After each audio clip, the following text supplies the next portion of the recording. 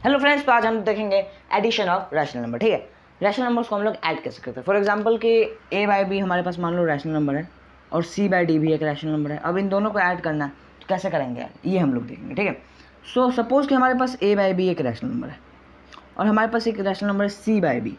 इस केस में क्या हुआ कि दोनों का डिनोमिनेटर क्या है, सेम है। दोनों का डिनोमिनेटर सेम है तो हम लोग क्या करेंगे, डिनोमिनेटर को सेम रखेंगे और a प्लस सी कर देंगे। ठीक है, क्या करेंगे, डिनोमिनेटर सेम रहेगा, a प्लस सी कर देंगे। एग्जाम्पल के तौर पे 4/5 और 6/5। ठीक है, कितना 4/5 और 6/5 प्लस करते हैं तो 5 का 5 आ जाएगा और 4 प्लस 6 का आपका हो जाएगा कितना 10/5। कितना 10/5। समझ में आया? चलो बहुत अच्छा। अब इस केस में कि अगर डिनोमिनेटर दोनों का डिफरेंट है, ठीक है, डिनोमिनेटर भी डिफरेंट है और न्यूमिनेटर भी डिफरेंट है, तब क्या करें, हम लोग एलसीएम लेंगे। किसका एलसीएम लेंगे? हम लोग बी और डी का। ठीक है, जैसे कि डिनोमिनेटर का हम लोग एलसीएम लेंगे।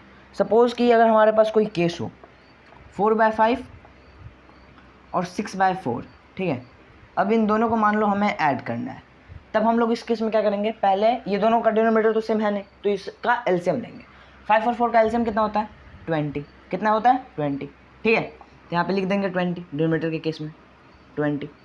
5 के टेबल में अब हम लोग देखेंगे 20 कितने बार में आता है, कितने बार में आता है, 4 बार में आता है। जितने बार में भी आता होगा उससे हम लोग इसको मल्टीप्लाई कर देंगे, न्यूमरेटर को मल्टीप्लाई कर देंगे। 4 बार में आता है 4 4 जा 16 प्लस 4 के टेबल में 20 कितने बार में आता है, 5 बार में आता है। जितने बार में आता है उससे हम लोग न्यूमरेटर को मल्टीप्लाई कर देंगे। 5 6 जा 30 कर देंगे। आंसर क्या आया, 30 प्लस 16 क्या होता है 46। 46/20। इसको जब हम लोग और आगे तोड़ेंगे तो ये क्या आ जाएगा 23/10। क्या 23/10। सही है, चलो बहुत अच्छे। अब एक चीज़ नहीं समझ में आया कि यहाँ पे हमने एलसीएम ही क्यों निकाला। यहाँ पे एक्चुअली हो क्या रहा है, तो एक्चुअली हो ये रहा है कि जैसे कि ये 4/5 है। ठीक है, आपका ये 4/5 है, एलसीएम आता है हमारा 20। तो ये हुआ क्या कि हमने इसको 4 से मल्टीप्लाई किया ना, इसको 4 से मल्टीप्लाई किया, सो ये 4 से मल्टीप्लाई हुआ, ये भी 4 से मल्टीप्लाई हुआ, इसका एलसीएम बन गया 20। सॉरी, इसका डिनोमिनेटर बन गया 20। इस केस में हुआ क्या, हमने पढ़ा है कि अगर सेम नंबर से हम लोग न्यूमरेटर और डिनोमिनेटर को मल्टीप्लाई करते हैं, वैल्यू चेंज नहीं होती, सेम वैल्यू रहती है। जैसे कि अगर कोई भी नंबर है p/q, ठीक है, कोई भी नंबर है p/q और उसको हम लोग मल्टीप्लाई करते हैं m से। ठीक है, सेम नंबर m से दोनों को मल्टीप्लाई करते हैं तो जो आंसर आता है वो भी इक्वल होता है p/q के। समझ में आया? चलो बहुत अच्छे। सो यही हमने किया। 16/20 इस केस में आ गया और 6/4 के केस में क्या हुआ, 6/4 के केस में 4 को 5 से मल्टीप्लाई करेंगे तब जाके 20 आएगा, तो 5 से, सो ये 30 और ये 20। समझ में आया? सो 16/20 और 30/20 को एक्चुअली हमने मल्टीप्लाई प्लस भी किया है। देखो इस केस में हमने 16/20 और 30/20 हमने एक्चुअली इसको प्लस किया है और इसको प्लस करने के लिए हमने इसका स्टैंडर्ड फॉर्म हमें दिया हुआ था, सबसे लोएस्ट फॉर्म स्टैंडर्ड फॉर्म हमें इसका दिया हुआ था, हमने इसका हाईएस्ट फॉर्म निकाला जिसमें कि दोनों का डिनोमिनेटर सेम निकले। समझ में आया? चलो बहुत अच्छे। अब हम लोग देखते हैं इसके ऊपर, एडिशन के ऊपर, एसोसिएटिव प्रॉपर्टी, कम्यूटेटिव प्रॉपर्टी और क्लोजर प्रॉपर्टी। अब ये सारे प्रॉपर्टीज़ क्या होते हैं, फ्रैक्शन के केस में भी हमने पढ़ा है कि एडिशन के ऊपर बहुत सारे प्रॉपर्टीज़ लगते हैं।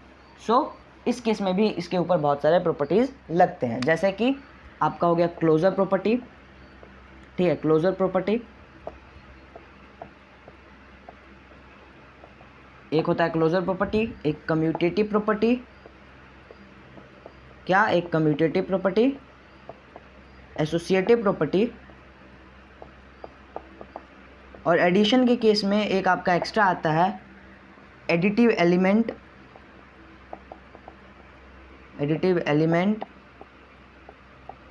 और एडिटिव इन्वर्स। क्या एडिटिव एलिमेंट और एडिटिव इन्वर्स। समझ में आया? एक एडिटिव एलिमेंट और एडिटिव इन्वर्स होता है। अब ये सब एक्चुअली होता क्या है, ठीक है, ये सब होता क्या है ये हम लोग पहले देखेंगे कि ये commutative property, associative property, closure property ये सब है क्या। ठीक है, तो हम लोग देखते हैं। क्लोजर प्रॉपर्टी ये कहता है कि अगर कोई भी रैशनल नंबर, ठीक है, a/b और उसको किसी rational number c by D से प्लस कर देते हैं, ठीक है। अगर कोई भी रैशनल नंबर है a बाई बी और उसको प्लस कर देते हैं किसी भी rational number c by D से, तो जो आंसर होता है वो इक्वल, जो आंसर आता है वो इक्वल होता है किसके, वो रैशनल नंबर ही होता है। जो आंसर आता है वो एक रैशनल नंबर ही होता है। ये हमें क्लोजर प्रॉपर्टी बताता है। जैसे कि सपोज कि हमारे पास कोई नंबर है 4/5 और प्लस 3/2, क्या 4/5 और 3/2, इसका हम लोग इसको प्लस करते हैं। सो 5 और 2 का एलसीएम क्या होगा, 5 और 2 का एलसीएम 10। 5 के टेबल में 10 कितने बार में आता है, 2 बार में, 4 2 जा 8, प्लस 2 के टेबल में 10 कितने बार में आता है, 5 बार में, 5 3 जा 15। ये इक्वल कितने का होगा, इसको प्लस करेंगे तो कितना आएगा 23/10। तो अब ये जो 23/10 आंसर आया है ये भी क्या है, ये भी एक रैशनल नंबर है। समझ में आया, चलो बहुत अच्छे। कम्यूटेटिव प्रॉपर्टी क्या कहता है, कम्यूटेटिव प्रॉपर्टी कहता है कि अगर a बाई बी कोई नंबर है जिसको कि हम लोग प्लस करते हैं c बाई डी से, a बाई बी कोई नंबर है प्लस करते हैं c बाई डी से, तो क्या ये इक्वल आता है c by d plus a by b. मतलब अगर उलट पुलट के भी हम लोग प्लस या फिर माइनस करते हैं, ठीक है, उलट पुलट के अगर इसको प्लस करते हैं तो क्या ये इक्वल होगा। सो इस कंडीशन को वेरीफाई करने के लिए पहले हम लोग देख ही लेते हैं। जैसे इस केस में 4/5 प्लस 3/2 हमने किया तो 23/10 आया। अब हमें देखना है कि क्या 3/2 प्लस 4/5 करने पे भी 23/10 आएगा। देखते हैं। सेम 2 और 5 का एलसीएम वापस से 10 लेंगे। 2 के टेबल में 10 5 बार में आता है, 5 3 जा 15 हो जाएगा, प्लस 5 के टेबल में 10 2 बार में आता है, 4 2 जा 8 हो जाएगा। आगे 23/10, तो 23/10 यहाँ पे भी आया, 23/10 यहाँ पे भी आया। मतलब कि a by B plus c by d equal हो रहा है c by d plus a by b का। इसका मतलब कि कम्यूटेटिव प्रॉपर्टी एडिशन के लिए वैलिड है। समझ में आया। एसोसिएटिव प्रॉपर्टी देखते हैं। एसोसिएटिव प्रॉपर्टी कहता है कि मान लो ये a बाई बी कोई नंबर है, ठीक है, इसको प्लस करते हैं और ब्रैकेट में कोई नंबर है c by d plus e by F, c by d plus e by F, क्या ये इक्वल होगा। अब इसको क्या कर देना है कि a बाई बी जो हमारा ब्रैकेट से बाहर था उसको ब्रैकेट में कर देना है, a by B plus c by d. अब ये दोनों ब्रैकेट में रहेंगे और e बाई एफ ब्रैकेट से बाहर रहेगा। इस बार इसे भगा दिया जाए, e बाई एफ को ब्रैकेट से भगा दिया गया, अब इसका कोई काम नहीं है, ठीक है। सो ऐसा इसको बोला गया है करने के लिए। अब हम लोग देखते हैं कि ये वैलिड होगा कि नहीं, ठीक है। अगर ये ब्रैकेट से हम लोग, ब्रैकेट में जब ये था और इससे प्लस हो रहा था तब जो आंसर आ रहा है वो सेम आंसर यहाँ पे भी आ रहा है कि नहीं, एक बार देखते हैं। So a by B plus c by d के लिए हम लोग इसको ले लेते हैं 4/5 और 3/2 को। सो इसका 23/10 पहले से ही आया था। e बाई एफ के जगह पे हम लोग 6/5 को ले लेते हैं, ठीक है, 6/5। अब जब प्लस करेंगे इसको किससे, 23/10 से। अब ये मत करना कि 23/10 को इधर लिखो, क्योंकि a by B plus c by D का जो आंसर आया 23/10 वो इधर लिखा है, तो हमने अभी कम्यूटेटिव प्रॉपर्टी पढ़ा है, ठीक है, देखा है अभी कम्यूटेटिव प्रॉपर्टी। सो 5 और 10 का एलसीएम क्या होगा, 5 और 10 का एलसीएम होगा 10, कितना होगा 10। 5 के टेबल में 10 कितने बार में आता है, 2 बार में, 6 2 जा 12, प्लस 10 के टेबल में 10 एक बार में, 23 1 जा 23। इसका आंसर क्या आएगा 35/10। चलो इस वाले केस के लिए हमारा आंसर आ गया है 35/10। क्या है 35/10। अब हमें देखना है क्या इस वाले केस के लिए भी 35/10 आता है। अगर 35/10 आता है तो एसोसिएटिव प्रॉपर्टी इसके लिए वैलिड होगा, नहीं तो वैलिड नहीं होगा। देखते हैं हम लोग। सो a बाई बी हमने किसको लिया था, 4/5 को, 4/5 को हमने a बाई बी लिया था। c बाई डी और e बाई एफ किसको लिया था, देखते हैं। c बाई डी हमने किसको लिया था 3/2 को, और e बाई एफ हमने किसको लिया था 6/5 को। e बाई एफ हमने 6/5 को लिया था, c बाई डी 3/2 को और a बाई बी 4/5 को। तो 3/2 plus 3/2 plus e by F क्या होगा 6/5, 6/5। अब ये हम लोग इसको देखते हैं, सॉल्व करते हैं। सो 4/5 और प्लस 2 और 5 का क्या होगा एलसीएम, 2 और 5 का एलसीएम 10। 2 के टेबल में 10 कितने बार में आता है, 5 बार में, 5 3 जा 15, प्लस 5 के टेबल में 2 कितने बार में आता है, 2 बार में, 6 2 जा 12। इसका आंसर क्या होगा 27, 27/10, क्या 27/10। आगे देखते हैं। 4/5 प्लस 27/10, 4/5 प्लस 27/10। इसको सॉल्व करते हैं। 5 और 10 का एलसीएम 10 होगा, 5 और 10 का एलसीएम 10। 5 के टेबल में 10 कितने बार में आता है, 2 बार में, 4 2 जा 8, प्लस 10 के टेबल में 10 एक बार में, 27 1 जा 27। 8 और 27 कितना होता है, 8 और 27 35/10, 35/10। 10, 35/10 इसमें भी आया था, 35/10 इसमें भी आया। इसका मतलब एसोसिएटिव प्रॉपर्टी वैलिड है, कम्यूटेटिव प्रॉपर्टी भी वैलिड है, क्लोजर प्रॉपर्टी भी वैलिड है, एसोसिएटिव प्रॉपर्टी भी वैलिड है। अब आता है हमारा एडिटिव एलिमेंट। ये क्या कहता है, ये एक्चुअली क्या कहता है कि मान लो कोई नंबर है a/b, ठीक है, कोई नंबर है a/b।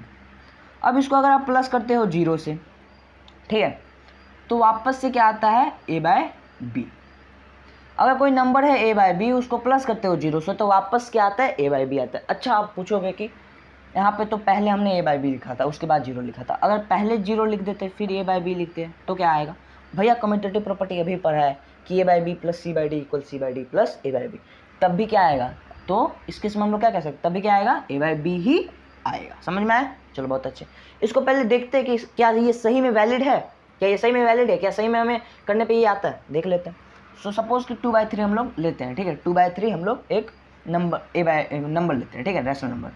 इसको प्लस करते हैं किससे? 0 से। अब 0 के बीच नीचे कोई डिनोमिनेटर है नहीं, हमने पढ़ा है कि अगर कोई डिनोमिनेटर नहीं है तो क्या लेंगे? 1 लेंगे, 1 लिया। 3 और 1 का एलसीएम 3 होगा, 3 और 1 का एलसीएम 3, 3 के टेबल में 3 एक बार में आता है भाई, तो यहाँ पे 2 लिख देंगे, प्लस 1 के टेबल में 3 कितने बार में आते हैं? 3 बार में। 3 0 जा 0 होता है, सिंपल सी बात है। 2 और 0 कितना होगा? 2 होगा, और 3 का 3 रह जाएगा। तो 2/3 आंसर आया। 2/3 यहाँ पे भी है, 2/3 यहाँ पे भी है। इसका मतलब ये वाला भी, ये वाला जो है हमारा ये वैलिड है। मतलब एडिटिव एलिमेंट क्या कहता है कि अगर 0 प्लस a/b या फिर a/b प्लस 0 अगर हम लोग कभी भी करेंगे तो आंसर क्या आएगा? a/b आएगा, सिंपल। अब आते हैं एडिटिव इनवर्स पे। एडिटिव इनवर्स कहता है कि अगर मान लो a/b कोई नंबर है, क्या a/b कोई नंबर है, अब इसको तुम प्लस कर देते हो इसी के एक नेगेटिव नंबर से, इसी के नेगेटिव से माइनस a/b से प्लस कर देते हो, तो जो आंसर आएगा वो क्या होगा? वो होगा 0। क्या होगा? 0। फॉर एग्जाम्पल कि हमने ले लिया 5/6, ठीक है, क्या ले लिया? 5/6। अब इसका नेगेटिव क्या होगा? ठीक है, 5/6 ले लिया, इसका नेगेटिव क्या होगा? 5/6 का, 5/6 का नेगेटिव होगा -5/6। क्या होगा? -5/6। प्लस करते हैं दोनों को, 6 और 6 का एलसीएम हम लोग निकालेंगे, क्या आएगा? 6 आएगा, सिंपल 6। अब देखो 6 और 6 का एलसीएम हम लोग क्यों निकालने जाए, पहले ही हमने देखा है कि डिनोमिनेटर सेम हो तो एलसीएम क्यों निकालें, डायरेक्ट दोनों को प्लस करते हैं। सो 6 और 5 प्लस -5। जब भी 5 प्लस -5 करोगे मतलब a प्लस -a करोगे तो प्लस माइनस तो माइनस हो जाएगा, ठीक है, प्लस माइनस हो गया माइनस, तो ये क्या हो जाएगा? 5 - 5/6 क्या हो जाएगा? 5 - 5 हो जाएगा 0, और 6 का 6, और 0/x मतलब 0/6 क्या होगा? हमारा 0 हो जाएगा। 0/6 क्या हो जाएगा? 0 हो जाएगा। क्यों? क्योंकि 0/x किसी भी नंबर के साथ क्या हो जाता है? 0 हो जाता है। 0/x किसी भी नंबर के साथ 0 हो जाता है, क्योंकि इन दोनों को मिलके वापस ये प्रोडक्ट लाना होता है, x और 0 को मिलके वापस ये 0 लाना है, सिंपल से। इसके लिए 0 हो जाता है, क्योंकि किसी भी नंबर से अगर आप 0 को मल्टीप्लाई करोगे तो वापस क्या आंसर आता है? 0 आता है। सो एडिशन आपने समझ लिया कि एडिशन हम लोग कैसे करते हैं रैशनल नंबर के केस में, कौन कौन से प्रॉपर्टीज़ हैं आपने, मुझे लगता है कि आपने बहुत अच्छे से समझ लिया होगा। So that's it, please like share and subscribe. Thank you, मिलते हैं अगले वीडियो में, तब तक के लिए धन्यवाद।